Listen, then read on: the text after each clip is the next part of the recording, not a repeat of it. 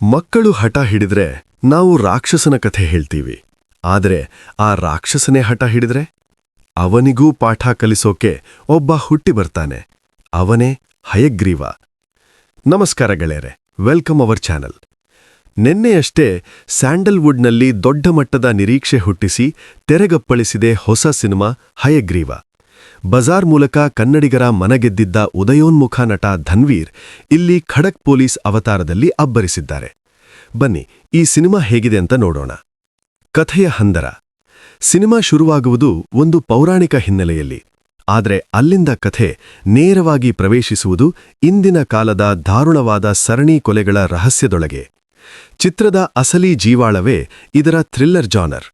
ಸರಣಿ ಕೊಲೆಗಳ ಸುತ್ತ ಸಾಗುವ ನಾಯಕನ ಪತ್ತೇದಾರಿ ಕೆಲಸಗಳು ಅಕ್ಷರಶಃ ಎಂಗೇಜಿಂಗ್ ಆಗಿದೆ. ಪ್ರತಿ ಹಂತದಲ್ಲೂ ಸಸ್ಪೆನ್ಸ್ ಕಾಪಾಡಿಕೊಂಡಿರುವುದು ನಿರ್ದೇಶಕರ ಚಾಣಾಕ್ಷತನ. ಧನ್ವೀರ್ ಅವರಿಗೆ ಹಯಗ್ರೀವ ಒಂದು ಪಕ್ಕಾ ಕಂಬ್ಯಾಕ್ ಫಿಲಂ. ಅವರ ನಟನೆ ಇಲ್ಲಿ ಸಾಕಷ್ಟು ಮಾಗಿದಂತಿದೆ.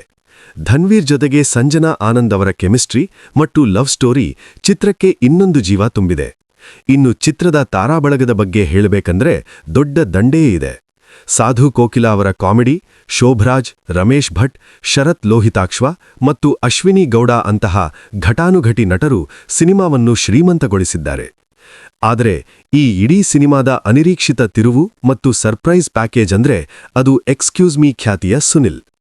ಖಳನಾಯಕನ ಪಾತ್ರಕ್ಕೆ ಪರಕಾಯ ಪ್ರವೇಶ ಮಾಡಿರೋ ಸುನಿಲ್ ತಮ್ಮ ನೈಜ ಅಭಿನಯದ ಮೂಲಕ ಸಿನಿಮಾದ ಹೀರೋ ನಾನೇ ಅನ್ನೋ ರೇಂಜಿಗೆ ಮೋಡಿ ಮಾಡಿದ್ದಾರೆ. ಅವರ ನಟನೆ ಮೈನವಿರೇಳಿಸುವಂತಿದೆ. ನೀವು ಈಗಾಗ್ಲೇ ಸಿನಿಮಾ ನೋಡಿದ್ರೆ ನಿಮ್ಮ ಅನಿಸಿಕೆಯನ್ನು ಕಮೆಂಟ್ ಮಾಡಿ ತಿಳಿಸಿ. ವಿಡಿಯೋ ಇಷ್ಟವಾದ್ರೆ ಲೈಕ್ ಮಾಡಿ, ನಿಮ್ಮ ಫ್ರೆಂಡ್ಸ್ ಜೊತೆ ಶೇರ್ ಮಾಡಿ. ಮರೆಯದೆ ನಮ್ಮ ಚಾನೆಲ್ಗೆ ಸಬ್ಸ್ಕ್ರೈಬ್ ಆಗಿ.